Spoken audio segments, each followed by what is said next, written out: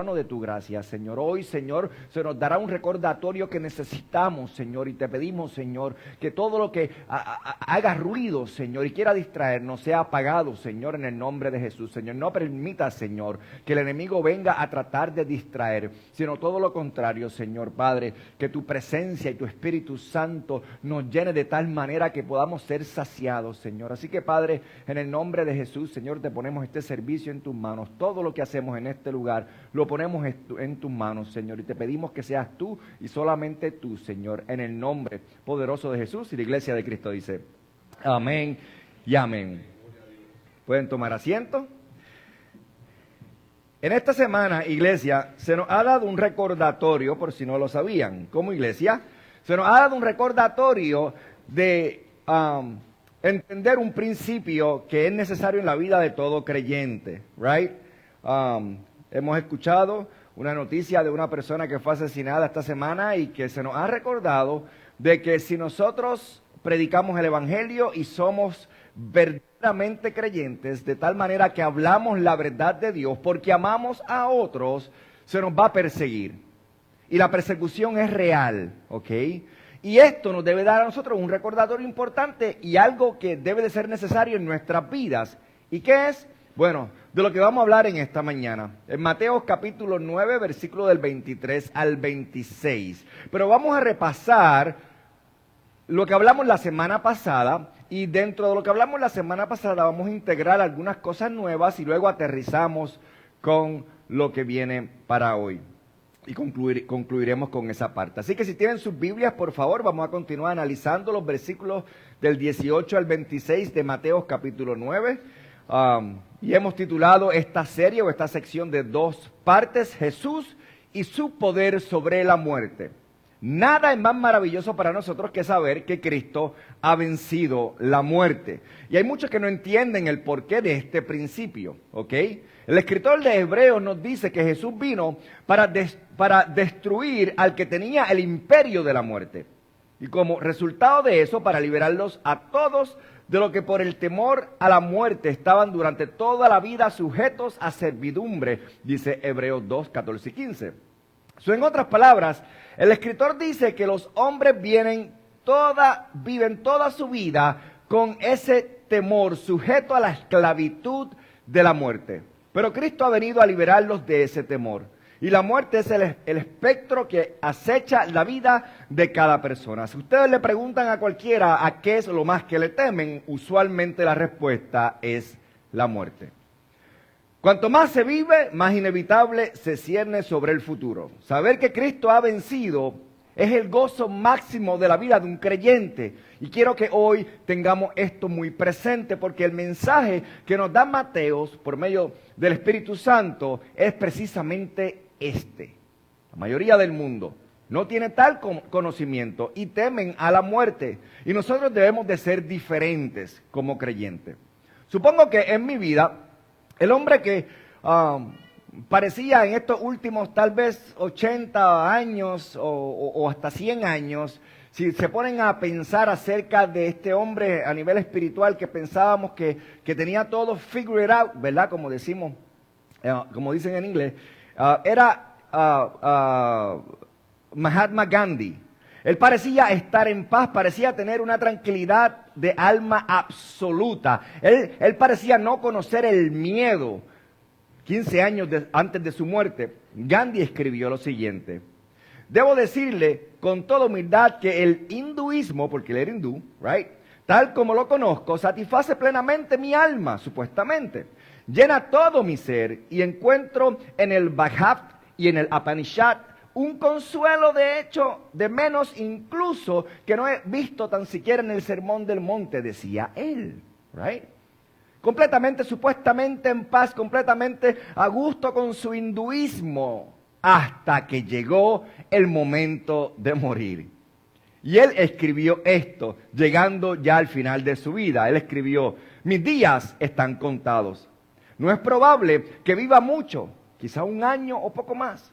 Por primera vez en 50 años me encuentro sumido en la desesperación.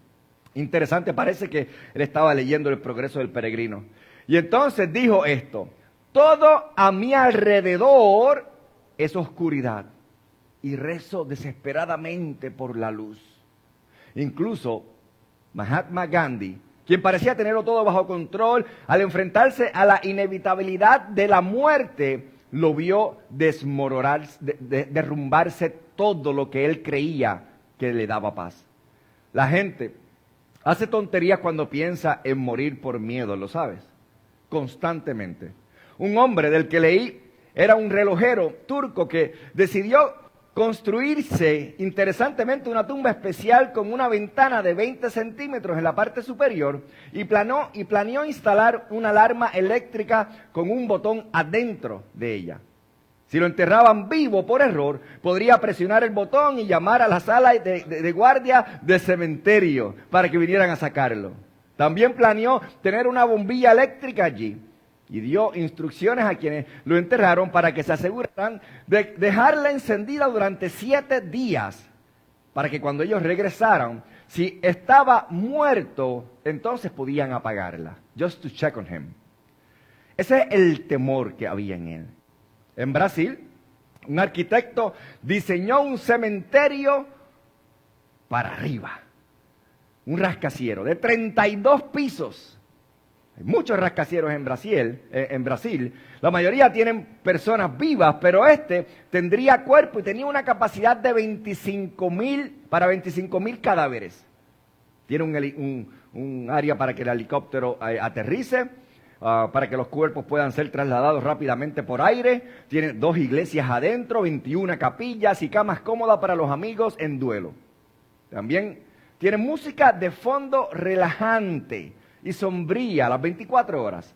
Esto para abordar el increíble problema de los entierros de las zonas sobrepobladas de Brasil. ¿Sabías que en Gran Bretaña es el primer país del mundo en tener más cremaciones que entierros? Se enfrentan a la realidad de que ya no hay lugares donde depositar los cuerpos. En Japón, las tumbas están abarrotadas que solo los miembros de la familia imperial pueden tener una tumba garantizada. Rusia tiene el cementerio más grande del mundo. Tiene un cementerio con una capacidad de 500,000 cadáveres. Acaba de construir un mausoleo en San Diego, California, y ese lugar tiene un espacio para 70,000 cuerpos. Y junto a él tiene un jardín interesante. Y ese jardín es una réplica de la tumba del jardín de Jerusalén, donde creen que Jesús pudo haber resucitado. Y junto al mausoleo está esta réplica. Y estará vacía y la puerta siempre estará abierta para que pueda ser notificado visualmente de que la tumba de Jesús está vacía, un recordatorio. Y el mensaje parece ser que esa otra tumba donde yace alguien que lo conoce también será vacía algún día y pueden tener esa esperanza cuando van a ese lugar. Bien interesante. Pero aún así, lo que quiero decir con esto es que la tierra en donde vivimos está saturada de tumbas. Están por todas partes. La muerte se cierne sobre el horizonte de la vida de cada individuo. Qué maravilloso es comprender entonces que Jesús vino a conquistar la muerte. Si vieran el capítulo 5 de Juan, quizás estaría o sería un buen lugar para enfocarnos en esto. Aunque podríamos analizar muchos pasajes, ¿verdad?, que hablan acerca de este tema. Solo escuchen varios versículos del libro de Juan. No los vamos a poner, simplemente escúchenlo. Y en sus casas pueden leerlo. Versículo 21 dice, yo creo que los tengo por ahí. Versículo 21. Porque como el Padre levanta a los muertos y les da vida, así también el Hijo a los que quiere dar vida. Versículo 24. De cierto os digo, el que oye mi palabra y crea al que me envió, tiene vida eterna. Versículo 26. Porque como el Padre tiene vida en sí mismo, así también le ha dado al Hijo el tener vida en sí mismo. Y en el capítulo 11 dice, yo soy la resurrección y la vida. El que cree en mí, aunque esté muerto, vivirá. Y todo aquel que vive y cree en mí, no morirá eternamente. En otras palabras, Jesús afirmó tener poder sobre la muerte y dijo, el Padre tiene poder sobre la muerte y me ha dado poder sobre ella. También dijo, porque yo vivo, vosotros también viviréis. Ahora bien, la obra del Mesías era vencer la muerte. Ese era el propósito final, right? Eliminar el miedo a la muerte. Hacer, como dijo el apóstol Pablo en 1 Corintios 15, quitarle el aguijón a la muerte para sacar la victoria de la tumba. El Mesías tenía que venir. Y finalmente, el Mesías traería un estado eterno, dice en Apocalipsis capítulo 21, versículo 4, donde no habrá más muerte. El Mesías vencería la muerte. Y sí, eso es cierto. Entonces, si eso verdaderamente sucedió, entonces cualquiera que diga ser el Mesías debería demostrar su poder sobre la muerte. Si la profecía era que el único que podría vencer la muerte iba a ser el Mesías, y él llegó y venció la muerte, entonces él proclamó ser quien debía ser. Miren conmigo, Mateo 11, versículo 5. Juan el Bautista estaba preocupado por saber si Jesús era realmente el Mesías. Quiero que vean el patrón y vayan conectando conmigo, ¿ok? En el capítulo 5, en el versículo 5, perdón, del libro de Mateo capítulo 11. Juan el Bautista estaba preocupado por saber si Jesús era realmente el Mesías, el hijo de David, el prometido que tanto esperaban. Y por eso Juan envió a un par de sus discípulos a donde Jesucristo a hacerle una pregunta, mientras él estaba en la cárcel. Y en el versículo 3 de Mateo 11, los discípulos vinieron y dijeron: ¿eres tú el que había de venir o esperamos a otro? ¿Eres tú el Mesías? ¿Eres tú el prometido? ¿Eres tú el que Juan había estado anunciando? Y Jesús respondió y le dijo, y la respuesta de Jesús, muchas veces, aunque lo leemos, no comprendemos la magnitud de lo que él dijo. Pero la respuesta de Jesús fue la siguiente, les dijo: vayan y muestren a Juan las cosas que oyen y ven. ¿Y qué es lo que oyen y ven? Bueno, que los ciegos ven, que los cojos andan, que los leprosos son limpiados, los sordos oyen y los muertos son, ¿qué? Resucitados. Credenciales mesiánicas. Jesucristo les pudo haber dicho a ellos: dile que sí, y ya. Pero Jesucristo no le dijo: sí, vete, dile que sí. Él le dijo: no, enséñale las credenciales. Este soy yo. Esto es la evidencia de que soy el Mesías, de que soy el Rey. Mateo quiere que entendamos esto, así que en los capítulos 8 y 9, Mateo presenta el poder milagroso del Mesías.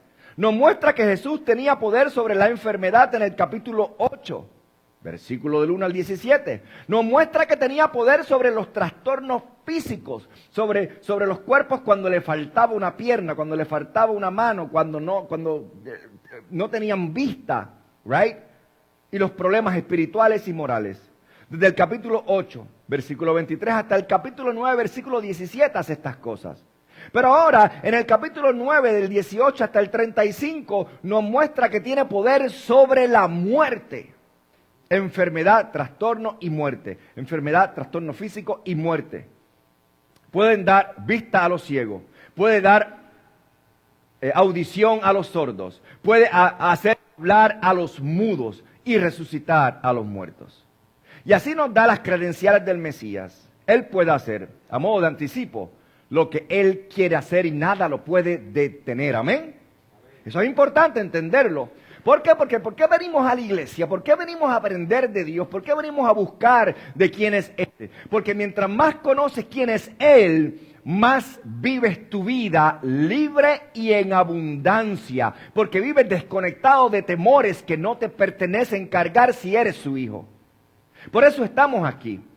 Lo hace Él en su reino y por toda la eternidad. Y ahora, en nuestro texto, a partir del versículo 18, nos centramos en su poder sobre la muerte, el enemigo supremo del ser humano. Y hay 3 milagros aquí que queremos compartir. El primero es la resurrección de la niña muerta, ¿recuerdan? El segundo es dar vista a los ciegos. El tercero, dar voz a un mudo. En cierto sentido, todos ilustran su poder sobre la muerte. Aunque no parezca hacerlo, sí lo hace, y te voy a explicar por qué. Porque en cada caso, miren por ejemplo, Él da voz a una voz que está muerta. En otro, Él da una vista a unos ojos que están muertos. ¿Están viendo? Y luego al reunir todo esto, no solo puede resucitar las partes del cuerpo de la muerte, sino todo el cuerpo al resucitar a esta niña de la muerte. Cuando dijimos hace 2 semanas al comenzar nuestro estudio de los versículos 18 al 26, no solo queremos centrarnos en los milagros mismos de la resurrección, sino también en Jesús como tal, porque aquí aprendemos cómo obraba Jesús con la gente. Aquí podemos conocer algo del carácter de Jesucristo. Y si te preguntan cómo es Él, aquí conocerás parte de su personalidad y lo que Él hacía y cómo vivía. Y eso es parte de acercarte al verdadero Cristo, porque Pablo dice que si no predicamos al Cristo de la palabra, el evangelio como está establecido, seamos anatema, right? Tenemos que nosotros conocer al Cristo verdadero. Y por eso es importante prestarle atención a estos detalles, porque cuando Él venga tenemos que conocerlo, amén. Eso es importante, tenemos que reconocerlo. No solo vemos los factores que intervienen en su poder como Dios manifestado, sino también la ternura con la que obra con la gente. Y esto se hace evidente al analizar este pasaje. Repasemos brevemente el patrón de Jesús al tratar con la gente. Y hablamos un poco de eso la semana pasada. Este es el esquema que queremos seguir, ¿ok? El bosquejo. En primer lugar, Jesús era accesible. Recuérdate eso y llévatelo a tu casa. Jesús es accesible. El versículo 18, miren cómo comienza ese versículo. Dice, mientras les decía estas cosas, deténganse ahí.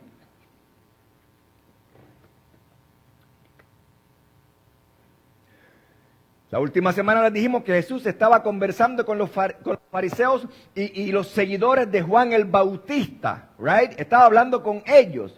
Donde quiera que iba, una multitud se agolpeaba y lo rodeaba y lo empujaba, y siempre en medio de la multitud, siempre rodeado de gente, y Él no se apartaba de ellos.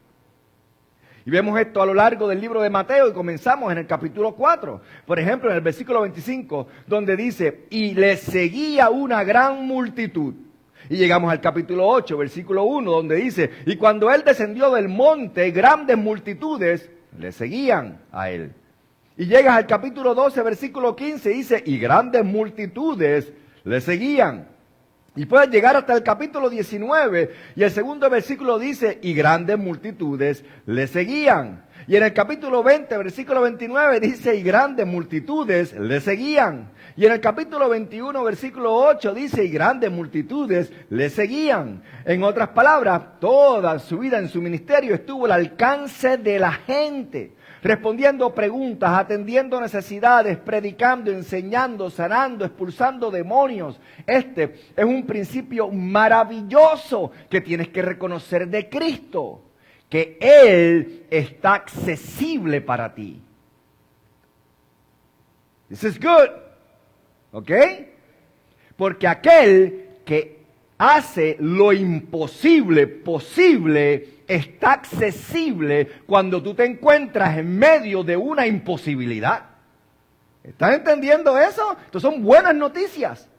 Ahí está Él. Se le puede encontrar, se le puede buscar. No es el Dios de los paganos, no es el Dios cuyo pueblo no puede encontrarlo, ni es el Dios del pueblo del Antiguo Testamento a quien el profeta les dijo, oh, si es verdad, entonces quizás esté tu Dios de vacaciones porque no te ha contestado. Quizás esté dormido.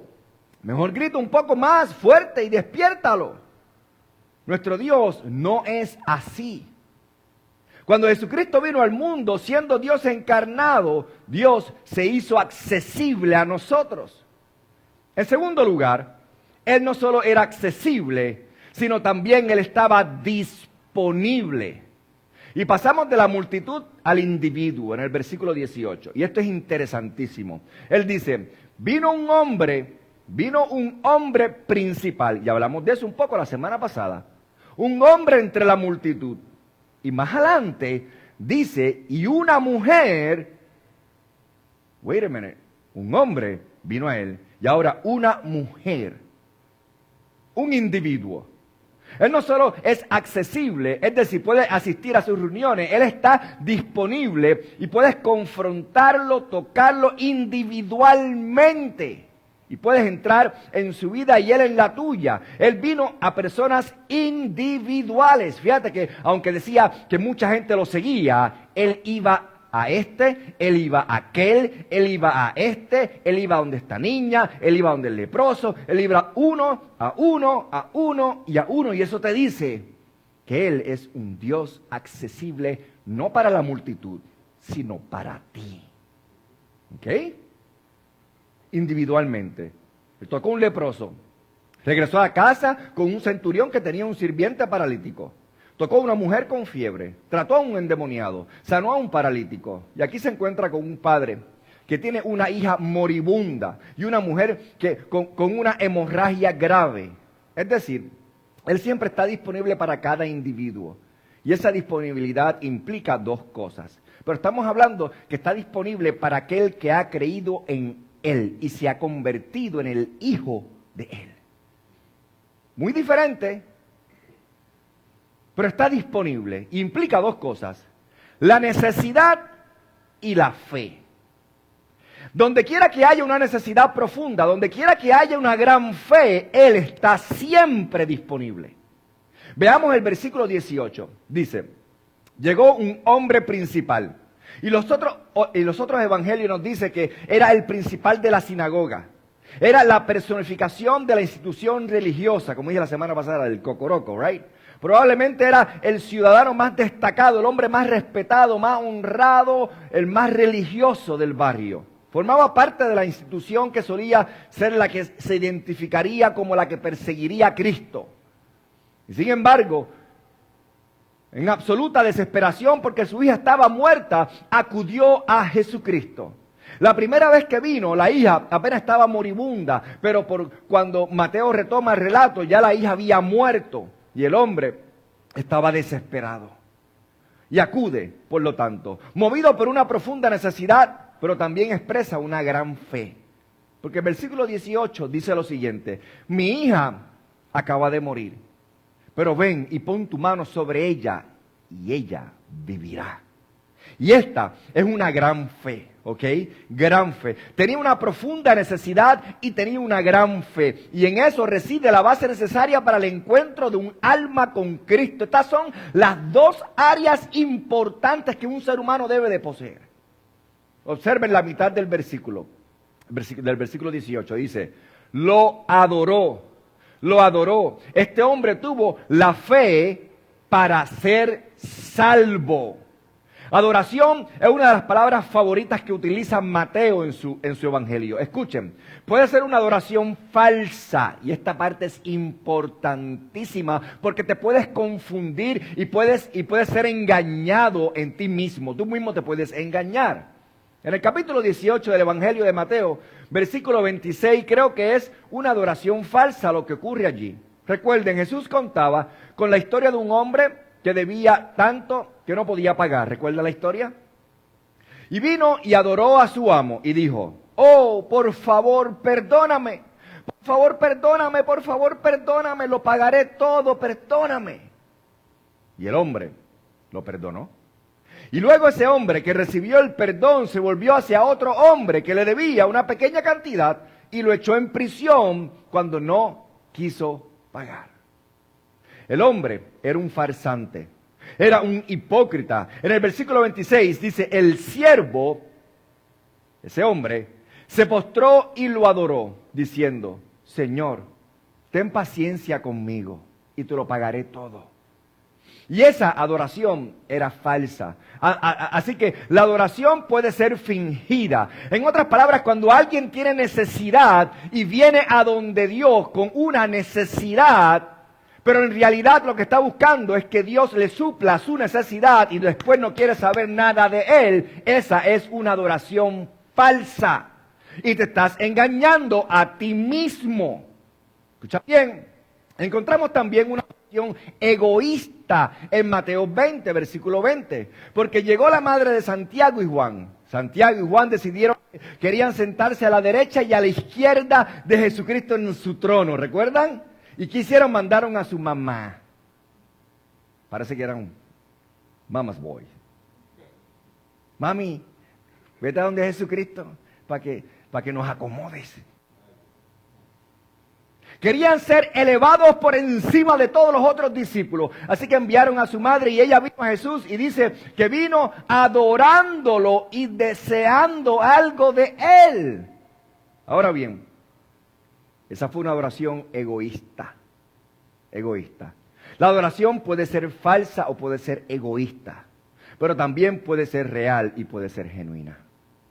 Y creo que cuando este hombre vino con una sinceridad en su corazón. Si por ejemplo ven el libro de Mateo capítulo 14, versículo 33, creo que verán una adoración genuina allí. Jesús caminó sobre el agua, ¿recuerdan? Y cuando llegó a la barca, dice que cuando estaban en la barca, la gente que estaba allí lo adoró diciendo, verdaderamente este es el Hijo de Dios. Ahí está la verdadera pregunta, ¿right? La verdadera adoración. La ven en el capítulo 15, ¿verdad? En el capítulo 15, versículo 21, Jesús parte hacia las fronteras de Tiro y Sidón. Y llega una mujer gentil y le dice a Jesucristo, Señor, Hijo de David, ten misericordia de nosotros. Mi hija está gravemente atormentada por un demonio. Pero Jesucristo no le respondió ni una palabra. Interesante. Iba a dar una ilustración dramática. Jesucristo no lo iba a hacer con la boca, sino que le iba a demostrar algo. Y los discípulos dijeron, despidan a esa mujer. Está ahí gritando y lo que está haciendo es molestando. Y él respondió, no soy enviado sino a las ovejas perdidas de la casa de Israel. Le estaba mostrando la importancia de, en primer lugar, en su ministerio, antes de que Jesucristo fuera a los gentiles, Él fue a los suyos primero, a los judíos, a ofrecerles el reino. Pero en medio de eso, ella vino insistiendo en el versículo 25 y se postró ante Él diciendo, Señor, ayúdame. Y creo que su adoración fue genuina. Y en cierto sentido, el hecho de que Jesucristo la ignorara de esa forma, no le resta, ¿cómo puedo decirlo?, importancia a la realidad de su fe. Él respondió, Jesucristo, y no la dejó ahí, y le dijo, ¿no es correcto tomar el pan de los hijos y echarlo a los perrillos? Esto no fue fácil de tragar, ¿sabes? Jesucristo le está diciendo, ¿tengo yo una obligación contigo? Lo que le estaba diciendo. Yo vine a los míos, a mi pueblo, a los judíos, y tú no lo eres. ¿Tengo yo una obligación de atenderte? ¿Un gentil? Pero la respuesta de esto, mira lo que dice. Y ella dijo, es verdad, Señor. ¿Y qué quiso decir ella con eso? Tienes razón. Yo no merezco absolutamente nada. No merezco nada, Señor. Pero Señor, hasta los perros comen las migajas que caen de la mesa de sus amos. Jesús le respondió y le dijo, oh mujer, grande es tu fe. Si tan siquiera me das de lo que sobra, a mí no me interesa nada más. Con lo que sobra para mí es abundancia. Eso sí que es adoración verdadera y no es egoísta. Ella sabía que no merecía nada y lo que recibiera iba a ser por gracia. Ella sabía que no lo merecía, sino las migajas. Así que la adoración podía ser falsa, podía ser egoísta, pero también podía ser real y verdadera. Así que volvamos a Mateo 9. Y creo que lo que verán aquí es verdadera adoración. Él lo adoró y dijo, si tan solo pones la mano sobre ella, vivirá. Realmente este hombre lo creía. Y ella, en el capítulo 8, recuerdan en el versículo 8, el centurión dijo, mi sirviente está enfermo. Si tan solo lo dices, la palabra sanará. Y Jesús dice que esa era la fe más grande que jamás había visto en Israel. Pero ese hombre solo creía que Jesús podía sanar con la palabra. Este hombre cree que puede resucitar a los muertos. Debe creer que Él es, de hecho, el Cristo, el Mesías tan esperado. Por cierto, esta es más fe de la que los discípulos mostraron en muchas ocasiones. ¿No es irónico eso? Esto es más fe de lo que los discípulos que andaban con Él, los apóstoles, demostraron en muchas ocasiones. En el capítulo 8, las olas del mar se movían a gran magnitud en la barca. En el versículo 26, y les dijo, ¿por qué tenéis miedo, hombres de poca fe? Y se lo repitió una y otra vez en el capítulo 14, versículo 31. En el capítulo 16, versículo 8, le dice, hombres de poca fe, hombres de poca fe. En el capítulo 6, versículo 30, hombres de poca fe. Si los discípulos creyeron y tuvieron poca fe, y este hombre tiene esta clase de fe, debe haber superado el punto en que su fe era suficiente, no solamente para que sanara y que Dios hiciera lo que tenía que hacer, sino para su redención. Y aquí está la clave. Creo que el hombre realmente creyó, tenía una profunda necesidad, estaba desesperado y tenía una gran fe, y Jesús responde a una gran fe. Versículo 19 dice, se levantó y lo siguió, y también lo hicieron los discípulos. Los otros evangelios añaden lo siguiente, dice, y también lo hizo toda la multitud. Así que hay una gran multitud abarrotando las calles estrechas mientras van hacia la casa de este hombre, y Jesús era accesible y Jesús estaba disponible. Se aparta de la multitud para seguir a este hombre que tenía una profunda necesidad. Y en tercer lugar, y esto me encanta, Jesús también era palpable. Era palpable. La multitud lo había escuchado. El hombre en particular lo habría adorado. Y ahora nos encontramos con una mujer que lo toca. Eso está disponible, es accesible y está tan cerca que lo puedes tocar, palpar.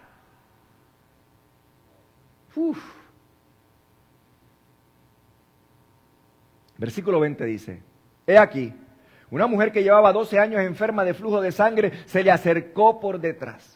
Y literalmente agarró la borla que colgaba en su manto. Y había tenido un flujo de sangre. Y era una especie de hemorragia, una enfermedad que la hacía sangrar constantemente y todo el tiempo. Un sangrado propio, right, de ella.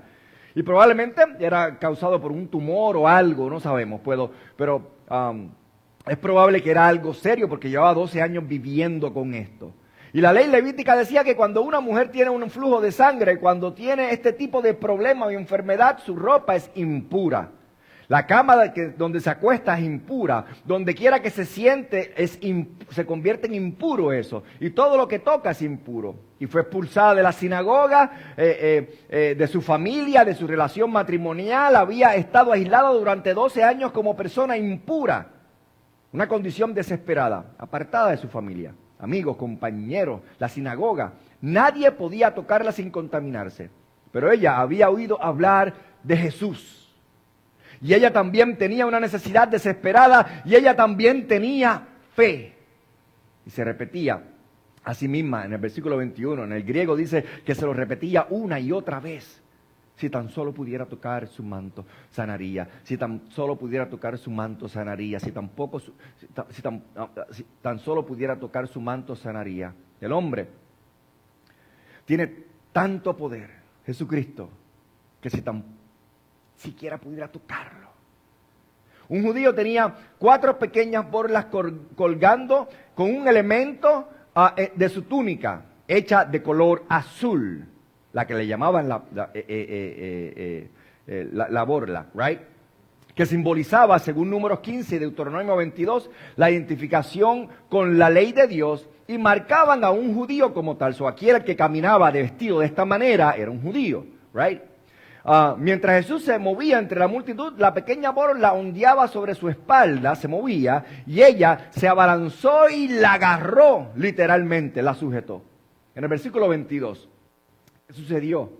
Jesús se volvió, la vio y le dijo, ten ánimo, hija, tu fe te ha salvado. La mujer quedó sana desde aquella hora. Wait a minute. Si le prestaron atención, dice salvado y también dice sanado. 2 cosas diferentes. Él respondió a eso, que él era palpable, era accesible, él era sensible y receptivo. La mujer no quería exponerse en su vergüenza, solo quería extender la mano y tocar, pero tenía la fe para creer que eso era todo lo que necesitaba, porque había mucho poder en él. El gobernante tenía un motivo un tanto inadecuado. Realmente quería que su hijita viviera, right? Ese era su deseo personal, era un poco egoísta, right? Y la señora tenía una fe un tanto deficiente, porque a pesar de que creía, ella era un poco supersticiosa y creía en cosas que practicaban ellos. Pero Jesús llegó a donde estaba y los redimió a ambos. Ahora, observa esto por un momento. Cuando dice al final del versículo 21 que ella pensó que podía tocarlo, y luego Jesús se dio la vuelta, sucedió algo que Mateo no registra. Pero interesantemente, Lucas sí lo registra. Y quiero que lo vean en Lucas capítulo 8. Y hay mucha interacción con los otros evangelios que tocan, que no podemos abarcar. Pero es tan interesante que si en sus hogares se juntan como matrimonio, como familia, a leer esto, empiezan a ir para atrás y para adelante, se van a pasar años hablando de este tema. Pero quiero mostrarles esto pequeño. En el versículo 44 de Lucas 8 dice, y cuando ella se acercó por detrás y tocó el borde de su manto, al instante se detuvo el flujo de sangre. ¿Terminó? Wait a minute. Ella sanó al instante. Y me encanta eso. ¿Sabes por qué? Porque Jesús dice, ¿y quién me agarró? Todos lo negaron, right? Wow. ¿Quién me agarró? ¿Quién me agarró? Y Pedro y los que estaban con él dijeron, Maestro, la multitud te aprieta y te oprime y dices, ¿quién me ha tocado? En otras palabras, debes de estar bromeando, aquí hay tanta gente que te están empujando para adelante y para atrás, como que ¿quién te ha tocado? Pero Jesús conocía la diferencia entre el atropello de la multitud voluble y el aferramiento de un alma fiel. ¿Quién me tocó? Versículo 46, interesante. Jesús dijo, alguien me ha tocado, alguien me agarró, porque percibo que ha salido poder de mí. Es una declaración increíble. ¿Y sabe lo que me dice esta declaración? Que Jesús era el canal de la voluntad del Padre. Tanto que el Padre podía sanar a través de él, incluso antes de saber quién estaba involucrado en su carne, en la carne, siendo hombre Jesucristo. Eso es increíble. No solamente Jesucristo dijo, he venido para hacer la voluntad del que me envió, y ahí vemos la certeza de eso, sino que vemos también que él simplemente era el vessel, right? La voluntad del Padre y él verdaderamente eran una. Y la carnalidad de él estaba en medio de eso, porque él era 100% hombre y 100% Dios, right? Esto es genial, maravilloso. Sintió que el poder salió. Él era palpable y muy sensible a quien lo tocaba. Él conoce la diferencia entre alguien que se aferra a él y es curioso, escucha bien. Él conoce la diferencia de alguien que se acerca a él porque simplemente quiere algo de él. Y a alguien que busca emociones fuertes. Y a alguien que se aferra con desesperación y fe. Él conoce, tú no puedes engañarlo a él. Tú te puedes engañar a ti mismo, puedes engañar a los que están a tu alrededor, pero a él nadie lo engaña. Él conoce el corazón del hombre. Él conoce la persona que debe destacar entre la multitud y decir, tú eres el que voy a elegir y voy a sanar. Tú eres el que es elegido. Permíteme llevarlos a un cuarto pensamiento. Y no solo era accesible, disponible y palpable, sino que Jesucristo era imparcial. Era imparcial. Cuando se dio la vuelta para involucrarse con esta mujer, demostró ser bien imparcial. Podría haber dicho, mire señora, ¿podría soltarme la borla de mi manto, por favor? Estoy tratando de ir a la casa de este gobernante, que es importante, porque dirige la sinagoga. Es decir, podemos tener un avivamiento en este pueblo, por favor, suélteme, tengo que ir para allá porque si hago aquello, aquello es más importante que esto. Él pudo haber dicho eso. Pero Jesucristo no hizo eso. Por eso me vuelve loco cuando hay personas dentro de los ministerios que tratan de ponerse más valor unos con otros. Que incluso hasta tienen sillas donde parecen tronos y porque ellos son los que son o tienen sillas al frente que dicen VIP porque son los más que diezman, ellos están cerquitas aquí. A Jesucristo no le interesa nada de eso. Dios nunca ha buscado a las superestrellas, a las estrellas brillantes, a los famosos, a nadie de ellos. Ay, pastor, ¿escuchaste que este famoso se convirtió? Y gloria a Dios, como también se convirtió Juan el del pueblo. Siempre se ha contentado con gente como nosotros, se ha conectado. La Biblia dice que el profeta Isaías predijo que cuando vendría el Mesías predicaría el evangelio. ¿Y a qué? ¿A quién se lo iba a llevar? A los pobres. Y Pablo dijo, no muchos nobles ni muchos poderosos, sino que he escogido a los viles, a los débiles, a los innobles, a los necios. O sea, somos un grupo heterogéneo, ¿ok? No sé si lo sabías. Si eres un seguidor de Cristo, debes considerarte parte de este grupo donde Isaías le dice que somos los viles, los débiles, los innobles. En otras palabras, los imperfectos. En un libro muy interesante titulado Hechos temibles y maravillosamente, escrito por el doctor Paul Brand y Philip Yancey, es un libro que deberían leer, fenomenal. En una sección habla de lo improbable que es el pueblo de Dios, de lo improbable que es el pueblo de Dios. Me encantó esto. Y cita al novelista Frederick Buechner, quien dijo, quien hubiera predicho que Dios elegiría no a Esaú, el honesto y confiable, sino a Jacob, el tramposo y el villano. ¿Quién hubiera predicho que Dios pondría el dedo en la llaga de Noé, quien se acostó con, ¿recuerdan? Ya saben. O Moisés, quien intentaba liberarse de la culpa en Medián por haberle dado una paliza a un hombre en Egipto. Y si no fuera por el honor, preferiría dejar que Aarón regresara y se enfrentara a las consecuencias. ¿Quién hubiera predicho que Dios elegiría a los profetas, que eran la mayoría un grupo descuidado y completamente a la vista parecían locos? Y luego, Paul Brand añade, la excepción parece ser la regla. Los primeros humanos que Dios creó salieron e hicieron lo único que Dios les pidió que no hicieran. El hombre que eligió para liderar una nueva nación conocida como el pueblo de Dios intentó endorsar a su esposa, a su desprevenido faraón. Y la propia esposa, cuando a la avanzada edad de 91 años le dijeron que Dios estaba listo para entregarle el hijo que tanto ella esperaba y le habían prometido, lo que hizo fue que rompió a reír a carcajadas en la cara de Dios. Rahab, una prostituta, llegó a ser venerada por su gran fe. Y Salomón, el hombre más sabio que jamás haya vivido, quien escribió, by the way, Proverbios, los 31 proverbios que tienes en tu Biblia, se esforzó por romper todos y cada uno de ellos con tanta astucia. Incluso después de Jesús, el patrón continuó. Los dos discípulos que más hicieron por difundir la palabra tras su partida fue Juan y Pedro. Y fueron a quienes más reprendió por sus pequeñas disputas y sus torpezas. Y el apóstol Pablo, quien escribió más libros que cualquier otro escritor bíblico, fue seleccionado para la tarea mientras levantaba remolinos de polvo en el pueblo y hacía ruido yendo detrás de la gente y denunciando a cristianos para torturarlos.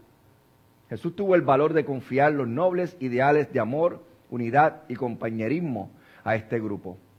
No es de extrañar que los cínicos hayan mirado a la iglesia y hayan suspirado dentro de ellos. Si se supone que ese grupo de personas representa a Dios, votaré en su contra rápidamente. O como lo expresó Nietzsche, sus discípulos tendrán que aparentar más salvación para que yo crea en su Salvador. Y eso es lo que sucede hoy en día allá afuera. La gente cree que los cristianos somos perfectos. Y entonces igualan al Dios Santo con nosotros que somos imperfectos. Y tratan de bajar la santidad de Dios a nuestra imperfección. Y no puede ser.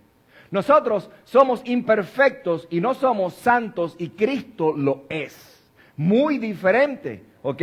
Y el mundo tiene que reconocer que la salvación viene por la gracia de Dios y no por nada que somos nosotros.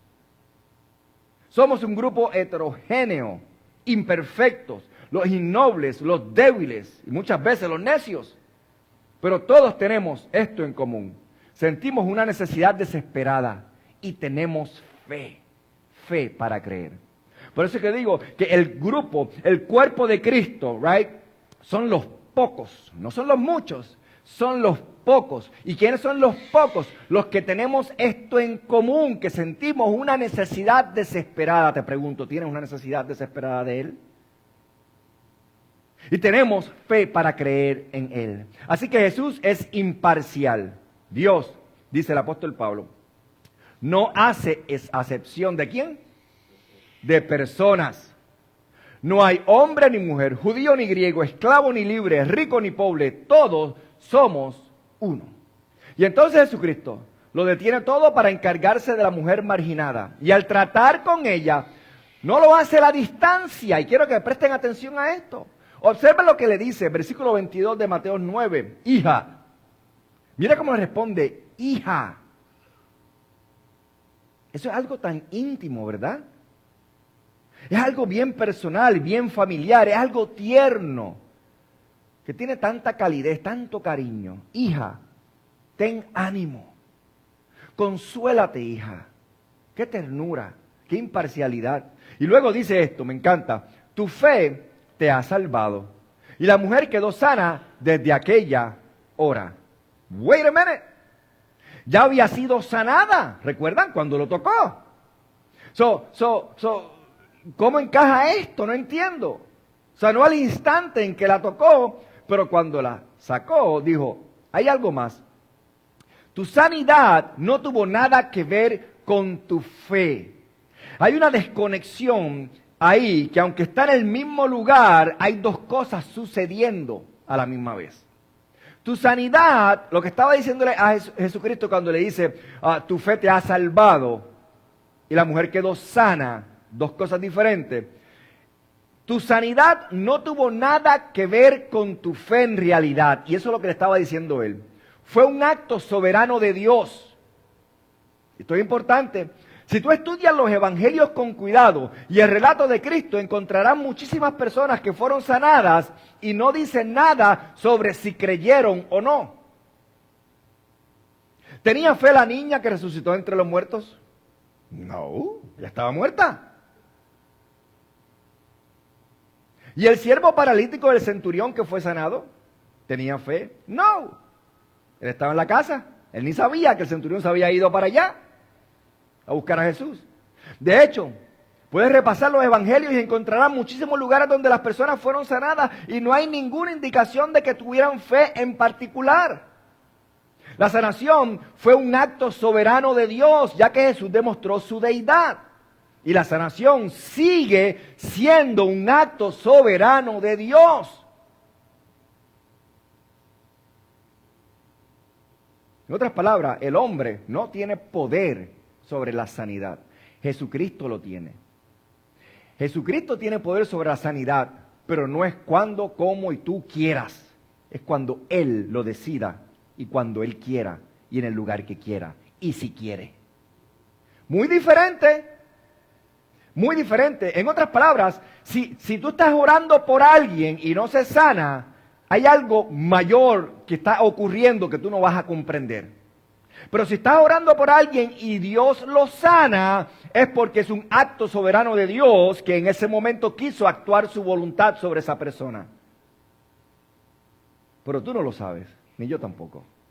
No lo sabemos, porque eso le corresponde a Él. Y entonces cuando vas a estos lugares, que tú vas, que hacen actividades de sanación y todas estas cosas, y tienes que venir, y cuando ellos oran por ellos, y si no se sana, lo que le dicen, ay, no tienes suficiente fe. It doesn't work that way. No funciona de esa forma. Claramente vemos con claridad que en muchas ocasiones Jesucristo sanó y las personas ni tan siquiera sabían que estaban recibiendo eso de parte de Él. La sanación sigue siendo un acto soberano de Dios. Le corresponde a Dios, por eso es que hay que orar conforme a su voluntad y no la nuestra. Pero además la sanación física, dijo, aparte de la sanación física, le dijo, tu fe te ha, y la palabra que utilizó, escuchan bien, no usó la palabra iaomaí, que significa sanar físicamente. Usó la palabra sozo, y hablamos de eso un poquito la semana pasada, que es la palabra del Nuevo Testamento para ser salvo. Tu fe te ha salvado. Y ella fue salva desde aquella hora. Y si en cierto sentido fue salvada de los horrores de la enfermedad, pero también hay una cuestión redentora en este lugar, que nos dice algo acerca de Él. Ella fue salvada. Hubo algo más que sanidad física en ella. Miren Marcos 10, por ejemplo, déjenme ver si puedo demostrárselo. Para mí, esta es una verdad emocionante que acabamos de descubrir. Marcos 10:46. Dice, llegaron a Jericó. Al salir de Jericó con sus discípulos y una gran multitud, como siempre, el ciego Bartimeo, hijo de Timeo, estaba sentado junto al camino mendigando. Cuando oyó que era Jesús de Nazaret, comenzó a gritar y a decir, Jesús, hijo de David, ten misericordia de mí. Lo había identificado por su título mesiánico. Y muchos le reprendían para que se callara. Cállate, Bartimeo, no molestes. Pero él gritaba aún más, hijo de David, ten misericordia de mí. Este era el clamor de su gran fe. Y Jesús se detuvo y mandó a llamarlo. Llamaron al ciego diciéndole, ten ánimo, levántate, te llama. Él, arrojando su manto, se levantó y fue a Jesús, y Jesús le respondió, ¿qué quieres que te haga? Y el ciego le respondió, Señor, que recobre la vista. Y Jesús le respondió, vete, porque tu fe te ha salvado. Y al instante recobró la vista y siguió. ¿A quién? A Jesús en el camino. Creo que en ese caso la palabra sozo se usa para indicar que el hombre no solo fue sanado, sino que también recibió la redención de su salvación. Hubo un elemento salvador en su alma. Si tenía esa clase de fe, eso era suficiente para salvar su alma. Si creía que este era el Señor, el Cristo, este era el Hijo de David, tenía ese regalo. Miren Lucas 7, versículo 44, un relato tremendo, emocionante. Y quiero mostrarles que este es un paralelo importantísimo para que lo puedan entender. Lucas 7, 44. Hay una mujer. Y dice en el versículo 44 que Jesús se volvió hacia la mujer. Y entenderían la historia a medida que vamos avanzando. ¿Okay? Dice, le dijo a Simón, ¿ves a esta mujer? Entré en tu casa. No me diste agua para los pies, pero ella me lavó los pies. Ella me los ha lavado con lágrimas y los ha enjugado con sus cabellos. No me diste un beso, pero esta mujer desde que entré no ha dejado de besar los pies. No me ungiste la cabeza con aceite, pero esta mujer me ha ungido los pies con ungüento. Pero por esto te digo que sus muchos pecados le son perdonados, porque amó mucho. Pero a quien se le perdona poco, poco ama. Y le dijo, tus pecados le son perdonados. Escucha, esta mujer demostró tanto amor y tanta adoración y tanto respeto por Cristo que fue suficiente para traerle la redención a él. La redención a ella. Y él le perdonó los pecados.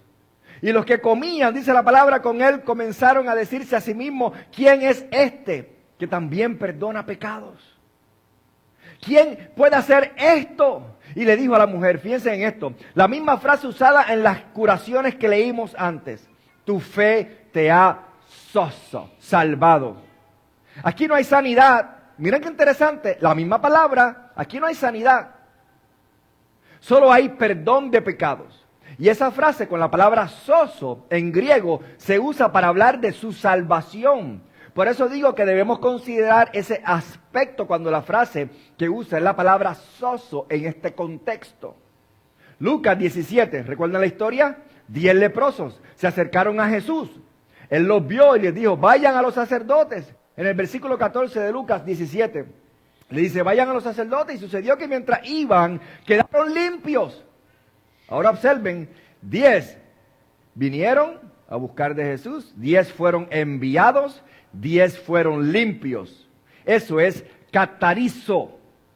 Pero en el griego, right? Para ser lavados, purificados. Uno de ellos, al ver que estaba sano, se volvió, dice la palabra, y a gran voz glorificó a Dios. Cayó rostro en tierra a sus pies. ¿A quién? A los pies de Cristo.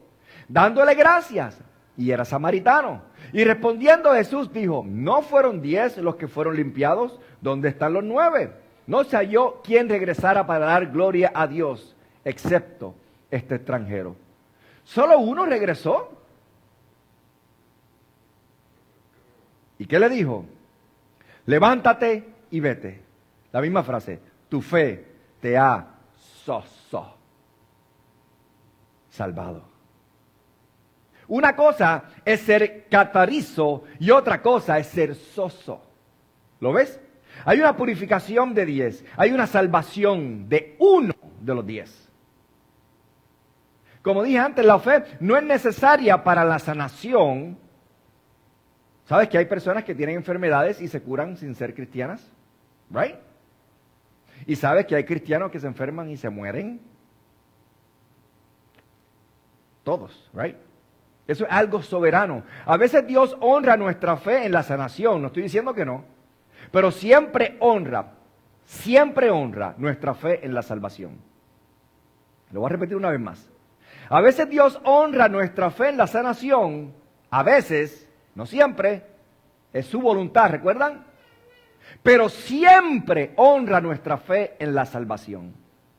Bueno, verá, Jesús amaba a la gente, era accesible, y puedes regresar a Mateo 9, era accesible, era disponible, era imparcial.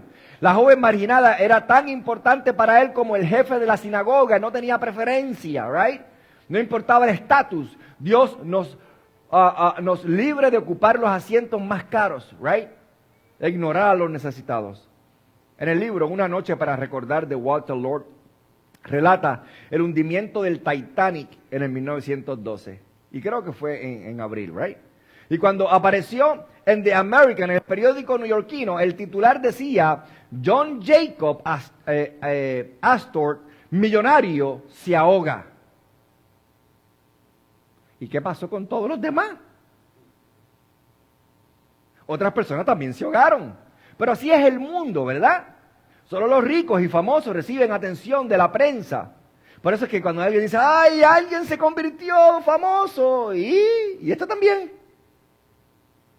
Pero Cristo no es así. Si aprendes algo de esto en esta mañana, no solo aprenderás lo poderoso que es Cristo, sino también lo accesible, lo disponible, lo palpable e imparcial que Él es. Y así es con Dios. Así debería ser con quien lo representan.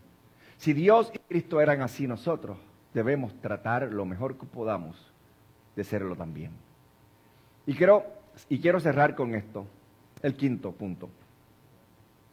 Jesucristo, hermanos, era, es y seguirá siendo por toda la eternidad poderoso. Él era poderoso, Él es poderoso. Ahora podemos ser los primeros 4, ¿right? Se pone un poco complicado aquí. Puedo simpatizar contigo y extender mi mano para sujetar la tuya en cuanto a este principio, pero si estás enfermo, yo, David, no puede sanarte. Y si estás muerto, mucho menos puedo resucitarte. Esto es lo que lo distingue exclusivamente a Él. Versículo 23, me encanta. Y Jesús vino a la casa del principal. Ahora, el interludio ha durado tanto, la niña está muerta y él vino y vio a los músicos y a la gente haciendo ruido. ¿What? Cuando tú vas a un funeral, en nuestra cultura, ¿qué se escucha? Silencio. A lo mejor una música tuene de background, pero todo el mundo... Pero esta niña muere y dice que cuando Jesucristo llega a la casa del principal, vio a los músicos y a la gente haciendo ruido. Y tú dices, ¿cómo? No entiendo. Y te quiero explicar por qué. En nuestra cultura se practica esto de una forma muy diferente a aquella cultura en aquel tiempo. Nosotros practicamos el silencio en la muerte y ellos practican y se vuelven ruidosos en los funerales. Gente haciendo un montón de ruido. Y déjenme contarle verdaderamente qué fue lo que pasó. 3 cosas básicas sucedieron en el funeral judío. La chica había muerto el tiempo suficiente para que comenzara el funeral, ¿ok? Había muerto, no había duda porque ya había comenzado el funeral. Así que sabían que estaba muy enferma y ya estaban de guardia, listos para entrar, tenían dolientes profesionales y vinieron. Los dolientes profesionales son aquellos que había gente que le pagaban para que lloraran. Miren qué interesante. Eran profesionales del grito, gritaban y gemían y chillaban y todo eso. Y le pagaban para esto, a este grupo. Y déjame contarte las primeras 3 cosas que formaron parte de todo esto. Primero, estaba el rasgado de vestidura. Debías rasgarte la ropa en esa cultura cuando alguien moría. Eso simbolizaba tu dolor y según el Talmud judío, existían 39 reglas y normas diferentes sobre cómo rasgarte la ropa. Debías hacerlo primero en pie, ¿ok? Deberías hacerlo sobre el corazón o cerca de él, en esta área. Si eras padre o madre de la persona que había muerto, se rasgaba exactamente encima del corazón. Si eras un ser querido, no podía ser encima del corazón, tenía que ser al lado del corazón, cerca del corazón.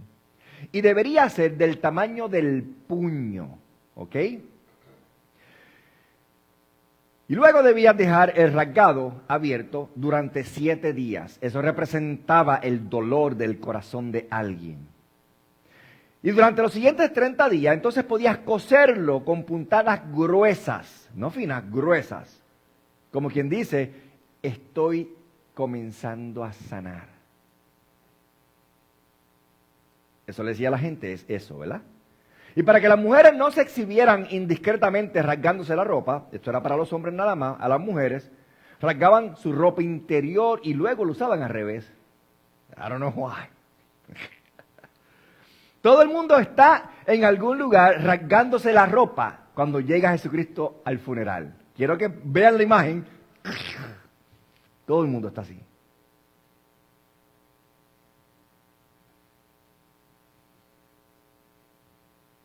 Esto habría sido un gran funeral, porque el hombre era un principal de la sinagoga.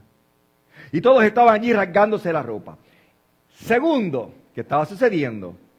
Eran los lamentos y los profesionales entraban y empezaban a lamentarse. Les habían pagado y se habían aprendido la historia familiar, así que mencionaban los nombres de todos los que habían fallecido en esa familia y invocaban viejas penas enterradas hace mucho tiempo. Oh, ¿te acuerdas de Alice? Ay, lluvia, ay, Alice, Alice. Ay, Charlie, ay. Empiezan a decir los nombres de todos los que habían muerto en sus familias. Gritaban y armaban un alboroto. Intentaban tocar cada fibra sensible posible por cada persona que había muerto. Y lo tercero, como verán en el versículo 23, eran los músicos, flautistas. Tenían todo tipo de flautas, pero llegaban y tocaban flautas. Y el Talmud dice, escuchen esto, el esposo está obligado a enterrar a su esposa muerta y hacer lamentaciones por ella según las costumbres de todos los países. Y ni siquiera los más pobres de los israelitas le permitirían menos de 2 flautas a una plañidera, en un funeral. Es decir, incluso en la más absoluta pobreza debía por lo menos encontrar a 2 flautistas. Pero si eres rico, dice el Talmud, debe de ser de acuerdo a tus riquezas. Así que aquí tenemos a un hombre que probablemente tenía muchos recursos y el lugar estaba lleno de flautas. Ahora se imaginan el caos que había allí. Con gente desgarrando su ropa, gente gimiendo, que le están pagando, pero gimiendo. Y montones de flautas tocando simultáneamente. En armonía o no, quién sabe. De hecho, eso también se hacía en el mundo romano, si no lo sabías. Séneca escribió que habían tantos flautistas tocando y hubo tantos gritos por la muerte del emperador Claudio que creyeron que el propio Claudio probablemente los oyó, aunque ya estuviera muerto. Así que pueden imaginarse cómo era un funeral de aquellos tiempos comparado al de nosotros. Y Jesús vio a los músicos y a la gente haciendo todo ese ruido y rompiéndose la ropa cuando llegó en el versículo 24. Y observen esto. Y Jesucristo entra en la escena y los ve a todos y les dicen, ¡váyanse! ¡Wow! Me imagino la gente, pero ¿cómo es posible? ¿Cómo es posible si el Talmud nos dice a nosotros que debemos de hacer y practicar todas estas cosas cuando alguien muere? Y Jesucristo dice, váyanse, porque la niña no está muerta, está durmiendo. ¿Qué quiere decir este? Mira lo que dice al final del versículo 24. Se rieron en su cara. ¿Qué está diciendo este? La niña no está muerta. Si ya empezó el funeral. ¿Acaso no lo sabe? Claro que sabe que está muerta. Ya se ha informado que está muerta y él sabe que la niña va a resucitar. Claro que sabe que está muerta, pero lo que está diciendo es que no pueden tratar su muerte como muerte. Y esta es la parte que tú y yo tenemos que abrazar, embrace. Jesucristo entendió este principio y lo estaba tratando de compartir con ellos. No pueden tratar su muerte como su muerte. Deben tratarla como un sueño, porque es tan temporal. Eso es lo que Jesucristo estaba diciendo. Tienes que tratarla como si solo estuviera dormida. Y la implicación es que la voy a resucitar de entre los muertos. Y por eso se rieron. Se rieron en su cara. La va a despertar. Y esto te dirá un poco sobre el hecho de que eran gente que le pagaban para hacer llantos y gemidos. Porque estaban... ¡ay! Y de momento... Cuando su llanto se convirtió en risa tan rápido. Podían llorar por esta niña o podían reírse de Jesús en un instante y entonces se burlaron de él en la cara. De hecho, el verbo significa que se rieron de él a carcajadas. Realmente se rieron a carcajadas, como la risa de un superior que se ríe de alguien que es tonto o estúpido. Y por cierto, este verbo solo se utiliza interesantemente en esta historia. Y se usa en una historia 3 veces. En esta historia 3 veces, en la misma. Es el tipo de risa desdeñosa, reservada para burlarse de un tonto, como cuando los bullies en la escuela se mofan de otros. Solo un tonto pensaría que él podría resucitar la de entre los muertos. Y habían visto otros milagros. ¿Ya ves? Miren esto. Ellos andaban con Jesucristo, habían visto lo que Jesucristo estaba haciendo y ahora Jesucristo decir esto, aún viendo los milagros, se burlaron de él. Esta es la multitud que había en Capernaum. Seguían sin creer. Y es justo lo que Jesús dijo. Si no creéis a Moisés y a los profetas, no creerán al que resucitó de entre los muertos. No me creerán a mí. Pero bueno, él dijo, basta, váyanse. Y se rieron en su cara y en el versículo 25 dice, pero cuando la gente fue echada afuera, los despidió a todos. Entró, la tomó de la mano y en el otro evangelio dice que él dijo, Talita Cumi, que todos sabemos que significa niña, a ti te digo, levántate.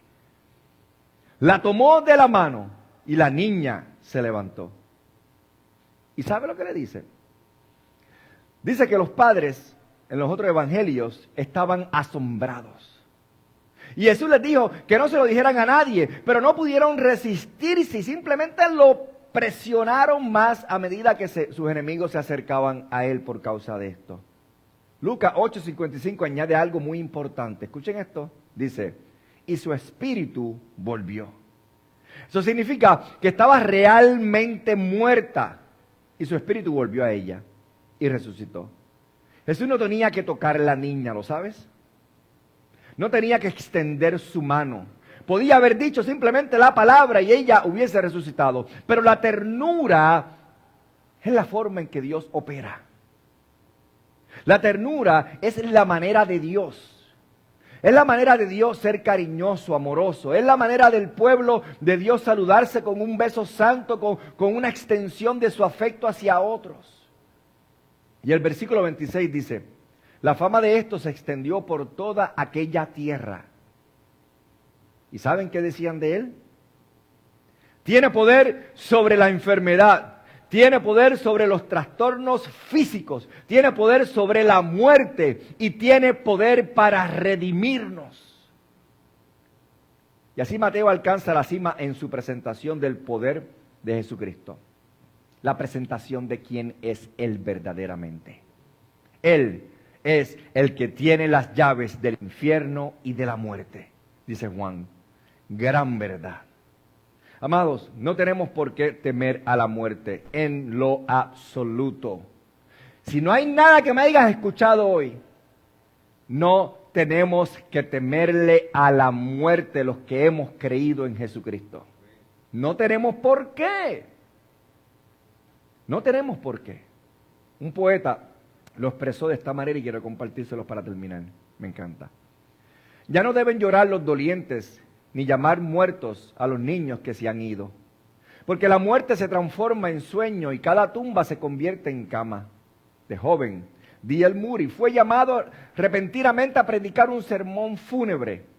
Decidió buscar en los evangelios uno de los sermones fúnebres de Cristo, pero la búsqueda fue en vano. Descubrió que cada vez que Cristo asistía a un funeral, lo disolvía resucitando a las personas de entre los muertos. Por lo que nunca dio un sermón fúnebre. ¿Escucharon bien? Cuando los muertos oyeron su voz, inmediatamente volvieron a la vida.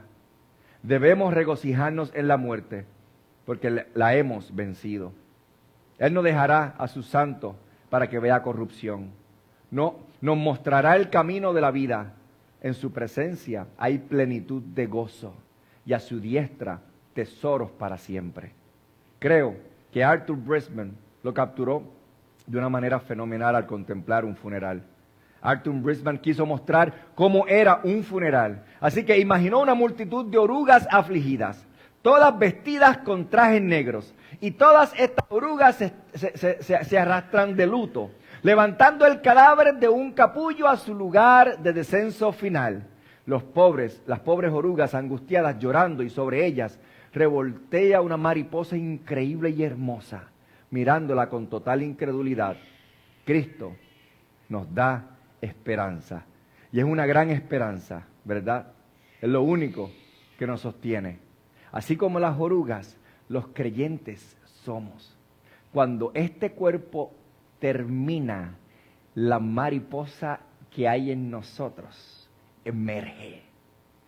La muerte no podrá con nosotros, porque es promesa de Dios para nuestras vidas. Si Él venció la muerte, nosotros también la venceremos. Y si Él nos prometió que estaremos con Él eternamente y que la muerte no tendrá potestad sobre nosotros, entonces o le creemos o no. Tenemos que creerles, hermanos. Y cuando uno de nosotros parta, que llegará el momento, esperemos que no sea pronto, pero cuando llegue el momento que alguno de nosotros parta, debemos de entender que en ese momento estaremos delante de la presencia de Dios, como decían en Puerto Rico, vivitos y coleando. ¿Ok? Así que recuerden eso, simplemente es un cambio de dirección. Nos afecta el hecho de que nos desprendemos, ¿verdad? De este lugar, de estar viéndonos constantemente. Pero la esperanza es que no moriremos jamás. A diferencia del mundo, que serán separados eternamente de Dios y no van a poder estar en donde nosotros estaremos. Nosotros cargamos la esperanza de vida. Y por eso debemos de darle gloria y honra a Él.